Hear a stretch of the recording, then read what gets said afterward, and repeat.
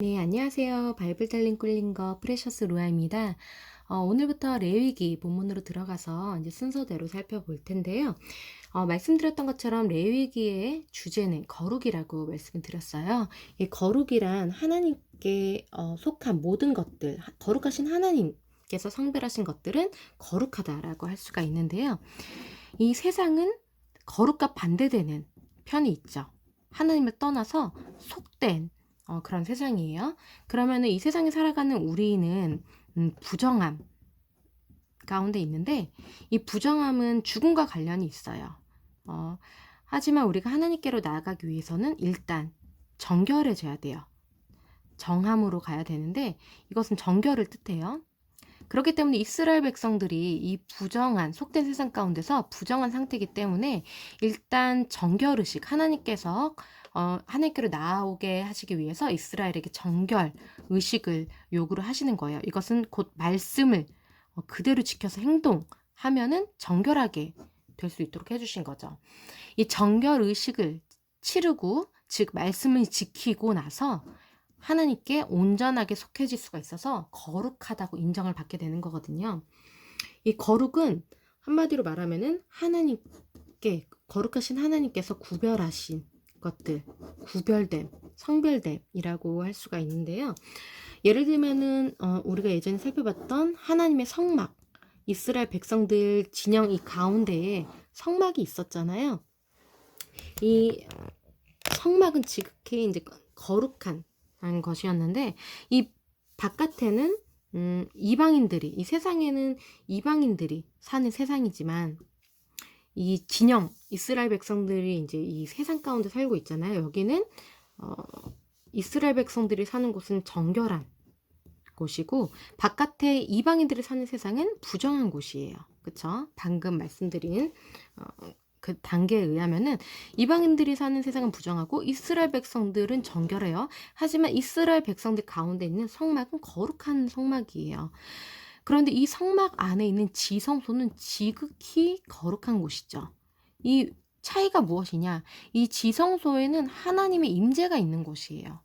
하나님의 임재가 가득한, 하나님이 계시는 그 장소이기 때문에 지극히 거룩한 것이고, 하나님께로 들어가면 갈수록, 가까이 가면 갈수록 더욱더 거룩의 요구가 더 높아지고 있어요. 이방인들이 있는 부정한 곳, 이스라엘 백성들이 사는 정결한 곳. 하지만 이 거룩한 성막에는 제사장만 들어갈 수 있었고요. 지극히 거룩한 곳에는 대제사장만 1년에 딱 한 번만 들어갈 수 있었죠. 하나님께 거룩하신 하나님께 가까이 가면 갈수록 그만큼 더 거룩해져야 된다는 거예요. 하지만 예수님께서 십자가에 못 박혀 죽으심으로써 우리를 속죄해 주신 이후에는 예수 그리스도를 통해서 이 지성소를 가리고 있던 이 문이, 천이 찢겨지면서 하나님의 임재가 다 우리들 가운데로 임했기 때문에 더 이상 장소적인 거룩함은 하나님께로 다가가지 못하는 그런 장소, 이런 것들은 이제 구분은 없어졌지만, 여기서 중요한 것은 지극히 거룩하신 하나님께 속하려면 우리는 지극히 거룩해야 된다는 거고, 지극히 거룩하신 예수 그리스도께서 우리를 거룩하게 해주셨다. 믿음으로써, 우리가 예수님을 믿는 믿음으로써 예수님과 하나가 되었기 때문에 우리도 지극히 거룩해져서 하나님께로 나아갈 수가 있게 되었다라는 거죠. 그래서 이 거룩하다는 것은 하나님과 연관된 모든 것이기 때문에 하나님의 아들이신 예수님께서 지극히 거룩하시잖아요. 그리고 하나님께서 계시는 성소가 지극히 거룩한 장소인 거고, 하나님께서 받으시는 제물, 하나님께서 뭐 어린 양, 숫소 이렇게 받겠다고 지정하신 그런 제물들이 있어요. 하나님 말씀 안에 있는 것들은 다 거룩하기 때문에 하나님께서 말씀하신 제물도 거룩해지게 되는 거고요. 그리고 하나님의 사람인 제사장도 거룩한 사람으로 성별이 되는 거고요. 이렇게 하나님께서 거룩하시기 때문에 하나님께 포함된 모든 것은 거룩하다라고 할 수가 있다는 거죠. 일단 그러면은 어떻게 이스라엘 백성들이 거룩함을 유지할 수가 있느냐라는 건데요. 그것을 오늘 살펴볼 텐데, 이 거룩한 이스라엘이 거룩할 수 있는 이유는 하나님과 관계를 맺었기 때문이라고 방금 말씀드렸어요. 하나님께 속해 있기 때문에 언약을 통해서 하나님께서는 이스라엘과 언약을 통해서 하나가 되기로 하셨고 너는 내 거, 나는 너 거 하면서 우리는 하나다. 그래서 너네는 거룩해졌다. 너희가 나의 말만 잘 지킴으로써 내 안에 거하면은 너희는 거룩한 민족이다. 라고 언약이 체결이 된 거죠. 그러면 이스라엘은 하나님과 매일매일 이 관계를 유지해야 되는데 어떻게 관계를 맺느냐. 제사, 즉 예배를 통해서 하나님께 매일매일 나가고 때마다 나아가면서 이 관계를 맺으면서 거룩을 유지할 수가 있었던 거예요. 이스라엘 사람들에게 하나님께서 요구하신 그 제사는 5가지 종류가 있는데요.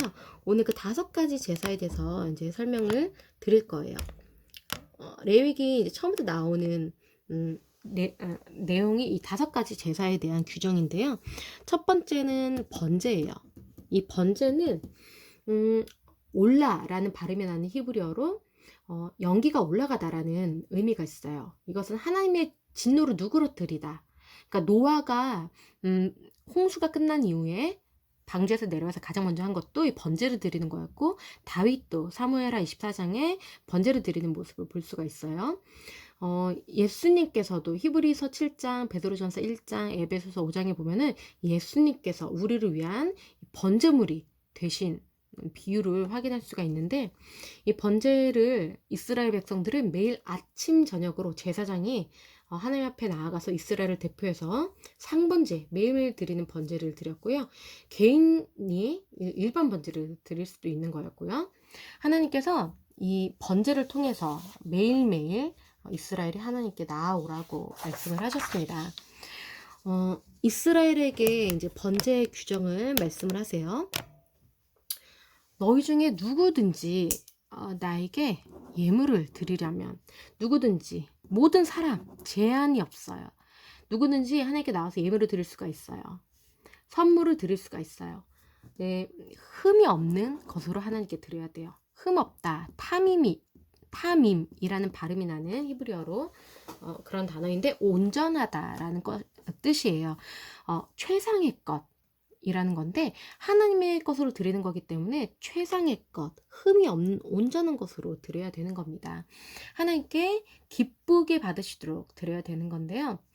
백성들이 나와서 드릴 수 있는 그 장소는 회막 문까지였어요. 지성소가 있으면은 여기 안에 성막이 있으면은 이 안에 성소가 있잖아요. 그리고 이 안에 지성소가 있는 건데, 여기 회막문, 여기는 번제단이 있고 물두멍이 있다면은 여기 회막문까지 와서 이 번제를 드리는 곳까지 이스라엘 백성들이 이제 발을 들여놓을 수가 있었고, 이 안쪽으로 깊숙이 들어가는 지점은 더 거룩이 요구된다고 말씀드렸죠, 방금.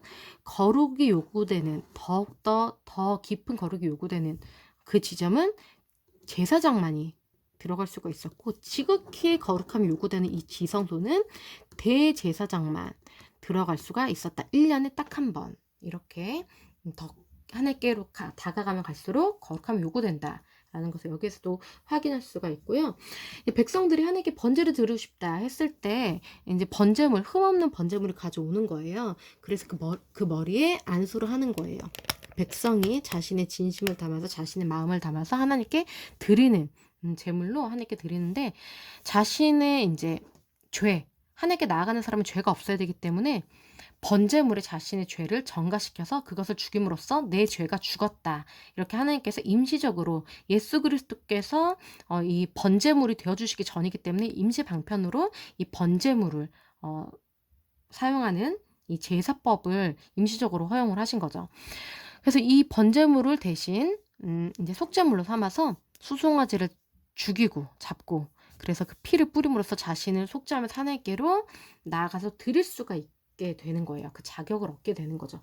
그것이 하나님께 향기로운 냄새가 된대요. 기뻐하시는 거죠. 왜냐면은 그 죄가 해결되고 하나님께서 사랑하시는 그 백성이, 그 사람이 죄 때문에 하나님께서 다가가지 못하시는데, 그 사람이 가지고 있는 그 더러운 죄가 해결되었기 때문에 하나님께서도 기뻐하시고 그 제물의 향기를 흠양하신다는 거죠. 그렇기 때문에 우리의 번제물이 되어주신 예수님 예수님께서 십자가에 매달리신 그 사건이 가슴 아프지만 하나님께서 향기로운 냄새로 정말 기뻐하시는 번제를 받으셨다는 거죠. 왜냐하면 죄가 없으신 예수님이시기 때문에 온전한 제물이 되어 주셨기 때문에 하나님께서 받으실 수 있는 제물이셨다는 거예요. 수송아지를 이제 드릴 수가 있었고, 또 아니면은 양이나 염소로 드리는 경우도 있었고요. 정말 우리 집이 너무 어렵다, 재정적으로 어렵다 하면 산비둘기나 집비둘기 새끼도 허용이 됐어요. 하지만 여호와께 향기로운 냄새이다라는 그 결과는 여기 똑같이 반복이 되는 걸 보면은 뭐 숫소이든 비싼 숫소이든 양이나 염소든 산비둘기나 집비둘기 새끼든 제사의 효력은 동일하다. 하나님께서 받으시는 거에는 차별이 없다. 하나님께서 비싼 것만 받는 분은 아니시다. 그 중심이 중요하다라는 것을 알 수가 있습니다. 첫 번째가 바로 이 번제고요. 5가지 제사 중에 두 번째는 소제입니다. 이 소제는요, 히브리어로 민하라는 발음이 나는 단어인데요. 그 뜻은 선물이라는 거예요. 왕에게 공물을 바치는 그런 의미의 제사인데요. 곡식, 수확물을 드리는 거예요. 이거는 피가 없는 제사고요. 그러니까 성소에 두는 그 빵 있잖아요. 12개의 빵인 진설병도 소제입니다. 그래서 고운 가루로 이제 하나님께 드리는데, 이 고운 가루는 곱게 갈린 가루인 건데 최상의 것을 하나님께 드리는 거고요. 어떻게 보면은 이것은 정말 자아가 부서진 곱게 갈린 우리의 죄가 정말 곱게 갈려지고 없어지고, 우리의 우리 생각과 계획이 갈려진, 정말 하나님께 온전히 속한 그런 상태를 우리가 또 묵상해 볼 수 있는 부분이라고 생각을 하고요. 여기에 기름도 같이 이제 드려야 되는 건데, 기름은 성령을 의미하죠. 우리가 정말 갈려진 상태가 됐을 때, 우리 안에 비어진 상태가 됐을 때 성령의 기름으로 우리를 채우시면은 우리가 하나님의 영으로 다시 태어난 그런 하나님의 사람이 되기 때문에 하나님께서 받으시는 향기로운 냄새가 된다라고도 저희가 생각해 볼 수가 있겠습니다. 이것은 요리 안 한 곡식이고요. 이제 요리한 곡식 또 드릴 수 있는 건데요. 화덕에 구운 것, 보리떡같이 화덕에 구운 것을 드리기도 하고요. 철판에 부친 것, 부침개 같이 이렇게 철판에 부친 거로 드릴 때는 누룩을 넣지 않고 기름을 섞어서 그 위에 기름을 부으라고 했는데요. 이 기름은 방금 말씀드린 것처럼 성령을 상징하기도 하고요. 기쁨이 가득해지는 그런 또 의미로도 저희가 묵상해 볼 수가 있죠. 냄비의 것으로, 즉 삶은 것으로 드리기도 하고요. 또 네 번째는 이것은 절차인데요. 이것들을 남은 걸 아론과 그의 아들들에게 주라고 하셨어요. 먹게끔. 이 제사장들이잖아요. 제사장들은 하나님의 식탁에 참여할 특권이 있다는 거예요. 거룩한 사람이 거룩한 음식을 거룩한 장소에서, 성소에서 먹게 되는 거예요. 온전히 하나님께 속한 거죠. 이 규정은 절대 누룩을 넣으면 안 되고요. 누룩이나 꿀로 이제 드릴 수는 없어요. 이 누룩이나 꿀은 이제 소재물을 변질시킬 그런 위험도 있지만 쾌락, 죄, 유혹 이런 것들을 상징한다고 볼 수도 있겠어요. 하지만 거룩해야 되기 때문에 이런 것들을 이제 다 제하고 드려야 되는 거고요.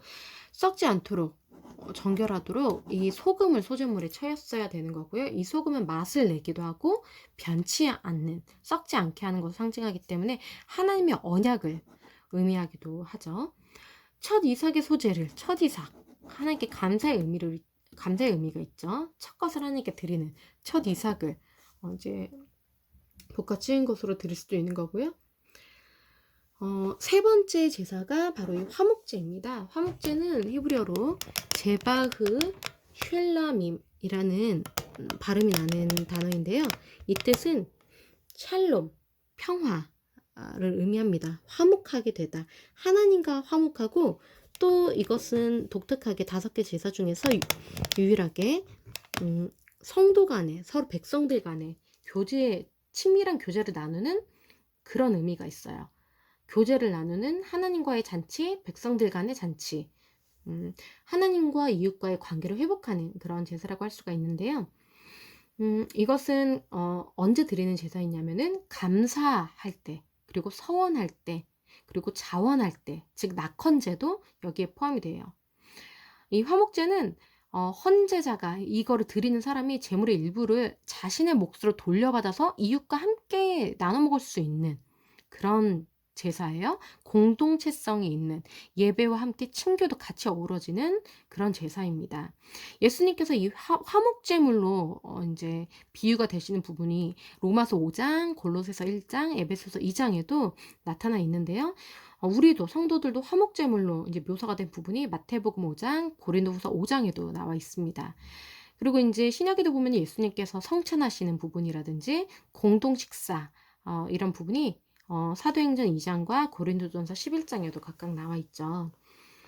하나님께서는 이 공동체, 하나님을 믿는 우리들 간에 서로 사랑하는 것, 서로 함께하는 것에 굉장히 그것을 중요하게 생각하시기 때문에 이 화목제가 5가지 제사 중에 한 가지로 포함되어 있다는 것은 많은 하나님의 그 의도를 시사한다고 볼 수가 있겠습니다. 네 번째는 바로 속죄제인데요. 이 속죄제는 하타트라는 발음이 나는 단어로서 빗나가다라는 뜻이에요. 즉 하나님의 말씀에서 빗나갔을 때 드리는 제사인데, 하나님의 말씀에서 빗나가는 것은 죄인 거죠. 범죄했을 때 그 죄를 해결해야 되잖아요. 그때 드리는 정화제, 정결제, 그렇게 깨끗게 하는 그런 거예요. 이 목적은 죄 때문에 오염된 성소를 정결하게 해야 되는 상황이 됐다거나, 아니면 죄의 용서로 하나님의 임재가 백성들 가운데 지속되게 하기 위해서 드려야 될 상황에서 이 속죄제가 드려집니다. 이 속죄제는 예수 그리스도를 마찬가지로 드러내는 어떤 제사인데요. 히브리서 13장에 이 속죄 제물 대신 예수 그리스도에 대해서 나와 있죠. 이 속죄 제물은 이스라엘 진영 밖에서 태워져야 되는 건데, 예수님께서도 예루살렘 그 성 밖에서 골고다 언덕에서 죽으셨잖아요. 그래서 우리를 위해 우리 죄를 해결해 주신 예수 그리스도께서 속죄 제물이 되어 주셨다라는 것을 우리가 또 묵상할 수가 있겠습니다. 이 속죄제가 제사장이 죄를 지었다든지, 아니면 이스라엘 전체 회중이 다 함께 죄를 지었다라고 한다면은 이 수송아지를 속죄제로 드려야 됐고요. 만약에 개인적으로 족장이, 즉 리더가 범죄로 해서 속죄 제물을 드린다 했을 경우에는 염소, 숫 염소를 드려야 되는 거였고요.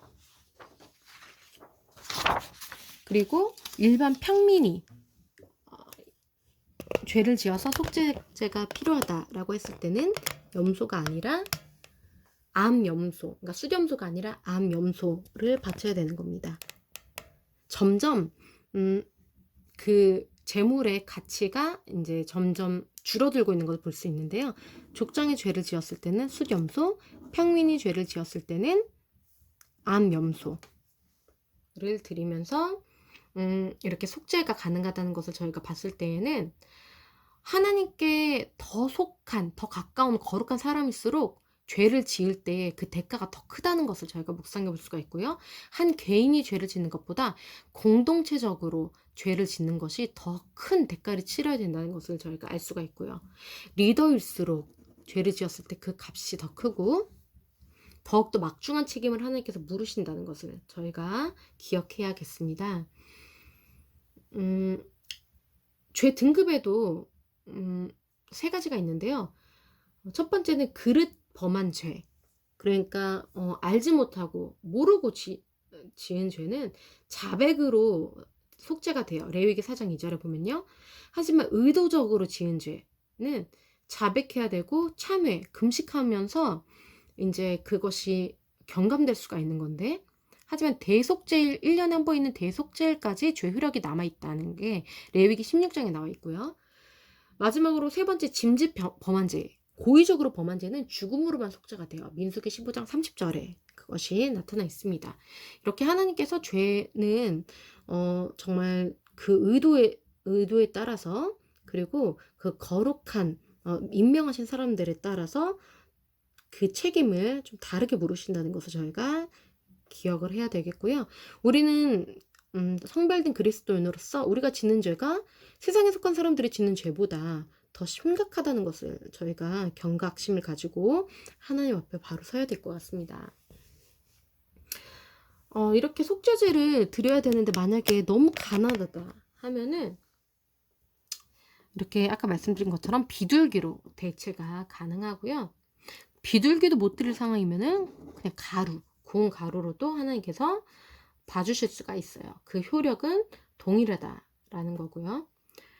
또 속죄를 해야 될 경우가 의무로 불이행했을 때, 저주하는 소리를 듣고서도 증인이 되지 않았을 때라든지, 부정한 것들을 만졌을 때, 그리고 입술로 함부로 맹세를 했을 경우에, 이렇게 하나님의 속성, 거룩한 속성을 떠난 행동을 했다든지 하나님의 말씀을 떠난 그런 범행을 했을 때에는 꼭 그 죄를 해결해야 된다는 것, 속죄를 통해서. 그것을 저희가 이 속죄제를 통해서 알 수가 있고요. 마지막 5번째 제사가 속건제인데요. 이것은 한마디로 배상하는 속죄라고 할 수 있어요. 히브리어로 아샴이라는 발음이 나는 단어인데 허물이라는 뜻이에요. 즉 손해를 끼쳤을 때 그것을 깨닫고 드리는 제사인데요. 보상제, 배상제라고 할 수가 있어요. 배상이 필요한 그런 제물인데요. 이것은 화제가 아니고 의무입니다. 그러니까 누구든지 모르고 이제 범죄를 했어요. 하나님께 잘못을 뭔가 했으면, 손해를 끼쳤으면 속건제를 드려서 그것을 갚아야 되는데, 신실하지 못하게 행동한 것에 대해서 내가 그 대가를 치러야 되는 거예요. 잘못을 보상해야 한다는 거죠. 그 가격의 5분의 1 배상 액수를 더해서 이제 갚아야 되는 거고요. 이렇게 하나님께서 말씀하신 이 제도에 따라서 제사를 신실하게 드리면은 하나님께서 죄를 덮어주시고 이 이스라엘 백성이 하나님과 계속 관계를 지속할 수 있도록 해주신다는 거죠. 다시 정리를 하면 제사에는 5가지 지금 말씀드렸어요. 번제, 소제, 화목제, 속죄제, 속건제, 이렇게 5가지 제사를 방금 설명을 드렸고요. 이 번제는 매일 아침 저녁으로 매일매일 드리는 제사, 소제는 이 번제는 매일매일 하나님께 드리는 제사라고 했잖아요. 이거는 하나님의 진노를 누그러뜨리는 인격적인 그런 제사예요. 이 제물은 하나님만이 받으실 수가 있는 그런 제물이고요. 이 소제는 선물이란 뜻이라고 말씀드렸죠. 이거는 성화의 어떤 의미가 있고, 화목제는 하나님과 화해하고 백성들 간의 화목한 그런 사회적인 의미가 있어요. 속죄제는 죄를 정화하는 그런 제사이고, 속건제는 보상하는 상업적인 의미가 있죠. 번제 제물은 하나님께서만 취하시고, 소제는 제사장들이 그걸 먹을 수가 있고요. 화목제는 백성들까지도 먹을 수가 있고요. 속죄제도 소제와 함께, 소제, 속죄제, 속건제는 그 제사를 집행한 제사장들도 먹을 수가 있습니다. 번제는 하나님만 받으시는 거고요. 그 제물을요. 이렇게 5가지 이 모든 제사에서 드려야 되는 제물들, 이 5가지 제물이 예수님을 함의하고 있다 라는 것을 저희가 또 알 수가 있습니다. 예수님께서는 이 모든 제물을 통합한 제사를 통합한 제물이 되어주셔서 우리가 하나님께로 매일매일 다가갈 수 있게 해주시는 제물이 되어주셨고요. 우리가 하나님께 나아갈 수 있는 길이 되어주셨고, 우리를 깨끗게 해주시는 그런 제물이 되어주셨고, 하나님과 우리를 화목하게 해주시고, 우리들 성도들끼리 하나가 되게 해주시는 그런 화목제가 되어주셨고요. 그리고 우리의 죄를 없애주시는 속죄 제물이 되어주셨고요. 그리고 우리가 하나님께 갚아야 되는 그 죄값을 치러주신 속건제가 되어 주셨습니다. 그래서 우리가 이스라엘 백성들이 하나님께 드리는 그 제사를 통해서도 예수 그리스도를 우리가 묵상할 수가 있습니다. 네, 그러면 이 5가지 제사를 집행하는 제사장들이 어떤 규정에 따라서 이 제사를 집행할 수가 있는지 하나님께서 그 규정에 대해서도 뒤이어서 말씀해 주셨습니다. 이것을 간단하게 살펴보면요. 제사장들을 위한 제사 규정에서 번제 부분에서는 말씀하신 게 제단의 불이 그 위에서 꺼지지 않게 하라고 제사장들에게 명령하셨거든요. 제사장의 의무는 제단의 불이 거룩한 하나님의 불이 꺼지지 않게 그 불을 지켜야 되는 의무가 있었어요. 우리도 우리 안에 성령의 불을 꺼뜨리지 않도록 늘 기도해야 된다는 사실을 여기에서 묵상해 볼 수가 있고요. 특히 하나님의 말씀을 선포하는 제사장적인 사명을 감당하는 사역자들, 목사님들, 또 그런 일을 하고 있는 평신도들, 리더들일수록 더욱더 기도의 불을 내 안에서 또 우리 공동체 안에서 우리 나라에서 꺼지지 않게 지킬 의무가 있다라는 것을 우리가 생각하면서 기도에 대한 부담감을 좀 가져야 될 것 같아요. 제사장이 이제 매일 아침 저녁으로 하나님께 끊임없이 나아가면서 이 번제를 드리면서 이 불을 지켜야 됐고요. 이 소제 부분에서는 저희가 또 살펴볼 부분이 이제 하나님께서 이제 소제를 요구하실 때 이 소제에서 드려지는 제물들 중에서 이 제물을 이 제사장들이 먹을 수 있도록 허용을 해주셨죠. 제사장 음식은 제사장은 거룩한 사람이고 제사장은 하나님께 바쳐진 거룩한 음식이기 때문에 거룩한 사람이 거룩한 음식을 먹을 수가 있는 거예요. 이것을 만지는 자마다 거룩할 것이다. 왜냐하면 하나님의 것이기 때문에 하나님께 가까이 왔기 때문에 하나님께 다가올수록 거룩해지는 거예요. 그런데 이 제사장이 자신을 위해 드린 제물은 스스로 취할 수 없어요. 그건 하나님께 드린 거기 때문에 내가 하나님께 드렸다고 하면서 내가 먹을 수는 없는 거잖아요. 그런 부분, 제사장의 모든 소재물은 온전히 불사르라. 너가 나를 위해서 바쳐놓고서는 너가 그걸 가져가는 건 아니다라는 거죠. 속죄제, 속죄제 부분에서는요. 항상 이것을 이제 드려지는 제사가 드려지는 장소, 거룩한 장소에서 거룩한 제물을 거룩한 사람이 그거를 드려야 되는 거였는데요. 이 회막에 들어가서 성소에서 속죄하게 한 속죄물의 고기는 먹으면 안 돼요. 왜냐면은 죄 때문에 그 죄를 전가시켜서 죽인 거기 때문에 부정하잖아요. 그거 먹으면 안 돼요. 특히 제사장이나 회중의 속죄제물은 아무도 먹을 수가 없고요. 단 백성의 속죄제물은 제사장이 섭취하는 것은 가능했어요. 그것을 이제 제물을 드려지는 데에 제사를 집행하는 그 노동의 대가로서 제사장들이 먹고 살 수 있게끔 하나님께서 허용하시는 그런 음식이라고 볼 수가 있죠. 이 속건제도 마찬가지로 이 속건제를 집행하는 제사장이 이 속건 제물을 먹어도 된다고 하나님께서 말씀을 하셨어요. 그래서 아론의 모든 자손이 균등하게 분배하라라고 말씀을 하셨고요. 이거는 나중에 이스라엘 백성이 가나안 땅을 정복하고 들어갔을 때 레위 지파가 하나님께 성별된 지파가 되어서 유일하게 다른 지파들과는 달리 땅을 분배받지 못하게 되잖아요. 하지만 하나님을 기업으로 얻은 그런 거룩한 지파로서 땅을 얻지는 못했지만 하나님과 백성들 사이에 선 중보자로서 백성들이 하나님께 바치는 그 제물을 하나님께서 허락하신 것을 받아서 먹고 사는 그 거룩한 일을 하면서 하나님께서 직접 먹고 살게 해주시는 그런 패턴과 제사장들이 하나님께 백성들이 바치는 제물을 허락된 만큼 먹고 받아서 누릴 수 있는 그 패턴이 일맥상통한 것을 볼 수가 있어요. 마지막으로 화목제 부분인데요. 이거는 감사할 것에 대해서 드리는 감사제라고 말씀드렸죠.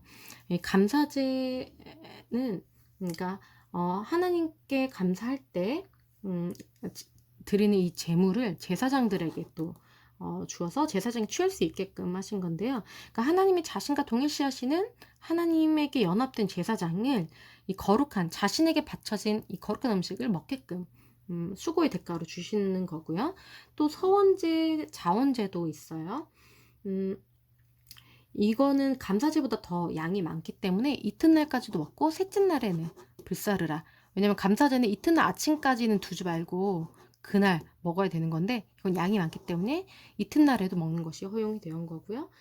그러니까 하나님께서는 다 유도리 있게 그 상황에 따라서 정말 우리를 올가매는 그런 법이 아니고 율법이 아니라 상황과 우리가 할 수 있는 한도 내에서 인격적으로 지침을 주시는 그런 사랑의 하나님이라는 것을 이 율법을 살펴보면서도 저희가 깨달을 수가 있어요. 하나님은 우리를 괴롭히시려고 하시는 분이 아니라 사랑하시는 분이시기 때문에 이 모든 법을 주시는 이유는 어떻게든 죄를 해결해서 나에게 다가오게 하려는 하나님께로 이 백성들이 나오게 하려는 그 사랑의 마음이 있다는 것을 이 율법 안에서도 저희가 발견할 수 있고 그 절정이 바로 예수 그리스도의 십자가 사건인 거죠. 예수 그리스도를 통해서 십자가에서 매달려 죽게 하시면서까지 우리 백성들이 하나님의 사람들이 하나님께로 나오게끔 하시는 하나님의 진심을 이 율법을 살펴보면서도 알 수가 있죠. 이 율법은 예수님께서 말씀하신 것처럼 예수님을 통해서 대로 예수님을 통해서 온전히 성취가 되죠. 그래서 우리가 이 율법 안에서 하나님께서 예수님 오시기 전에 임시 방편으로 허락하신 그런 제도이기 때문에 이 율법들 안에서도 예수님을 묵상할 수가 있는 거고요. 율법 자체가 아니라 율법 안에 담긴 하나님의 진심을 저희가 묵상하려고 애쓰면서 이 말씀을 연구해야 하는 겁니다. 이 모든 제사들을 집행하는 제사장들에게 하나님께서 이제 너희에게 줄 영원한 소득이다. 그러니까 이스라엘 백성들이 이제 바치는 그런 하나님께 바치는 제물들은 제사장 아론과 그의 자손에게 주었으니 이것은 이스라엘 자손에게서 받을 영원한 소득이다라고 말씀을 하고 계십니다. 대대로 영원히 받을 소득이다. 그러니까 성도를 섬기는 수고의 대가를 받는 제사장에 대한 이 부분은 고린도전서 9장 13절 14절에서도 신약에도 저희가 확인해 볼 수 있는 그런 부분이고요. 이 제사장은 제사 규정, 절차, 의미를 정확히 알아야 됐어요. 왜냐면 하나님 말씀을 그대로 집행해야 되고 실행해야 되기 때문에 그 하나님의 말씀에서 조금이라도 실수하거나 달라지면은 말씀을 벗어나게 된 거기 때문에 하나님 말씀을 떠난 것은 그 결과는 죽음이잖아요. 그렇기 때문에 아론의 아들들이 하나님께서 말씀하시지 않은 불을 이제 사용을 했다가 직사한 것처럼 이거는 굉장히 거룩하신 하나님 앞에서 굉장히 경외감을 느끼고 해야 되는 두려운 일이었기 때문에 제사장들은 목숨 걸고 하는 일이고 굉장히 힘든 일이에요. 몸으로 노동을 하는 일이에요. 아침부터 저녁까지 제사장들이 백성들이 가지고 있는 그 재물들을 일일이 다 이제 손질하고 하나님께 바치는 일들을 해야 됐고 상번제 아침 저녁으로 매일매일 드려야 됐고요. 굉장히 성실해야 되고 또 해박해야 되고요. 하나님의 말씀을 깊이 알아야 되고 기억해야 됐어요. 그러니까 제사 규정과 절차 의미를 정확히 알고 실행을 하는 사명을 가졌기 때문에 하나님의 말씀을 정확히 이해하고 이제 실행하면서 모든 백성들에게도 그 살아갈 수 있게끔 생명을 이어갈 수 있게끔 하는 통로가 된다는 거죠. 굉장히 중요한 직책인 거고 하나님과 백성들 사이에 선 사명자가 되는 거죠. 그래서 지금 이 제사는 지금으로 말하면 예배라고 할 수가 있는데요. 저희가 적용해서 생각해 볼 부분은 이렇게 저희가 지금 자유롭게 드리고 있는 예배도 거룩하신 하나님, 우리가 두려우신 하나님을 기억하면서 경외감을 가지고 드려야 된다는 것을 늘 생각해야 될 것 같고요. 질서가 있어야 된다는 거.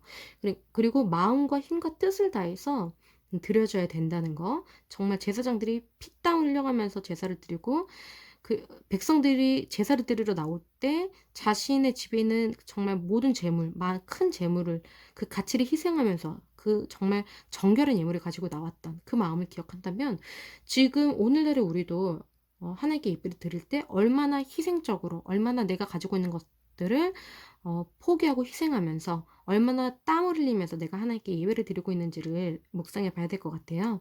그러니까 마음과 힘과 뜻을 다해서 영과 진리로 신령과 진정으로 내가 예배를 드리고 있는지 결국에는 성령의 기름 부으심이 임해서 하나님께서 받으시는 하나님께서 기뻐하시는 하나님께서 향기롭다 하시는 그런 예배를 우리가 매일매일 아침 저녁으로 드리고 그리고 성도들 간에 그 예배 가운데서 화목하게 내가 서로 사랑하면서 살아가고 있는지, 화목 제물을 내가 하나님께 드리면서 성도 간에, 그리고 하나님과 화목한 관계를 유지하고 있는지, 그리고 내가 하나님께 범죄한, 오늘 또 하루 내가 범죄한 게 없는지, 그리고 누군가에게, 하나님에게 손해를 끼친 게 없는지, 이 5가지 이 제사들을 우리가 기억하면서 우리에게 일상 속에서도 늘 기억하고 적용해 봐야 될 것 같습니다. 그래서 정말 이게 구약의 어떤 율법, 우리와 상관없는 그런 제도가 아니라 이 안에 있는 정신, 가치, 이 안에 담긴 하나님의 마음을 이해한다면은 이것을, 이 5가지 제사를 우리에게, 나에게, 나의 일상에 어떻게 적용해야 될지 성령께서 우리 각자에게 깨달음을 주실 거라고 생각합니다. 네, 오늘은 여기까지 하고요. 다음 시간에 계속 레위기를 이어가겠습니다. 감사합니다.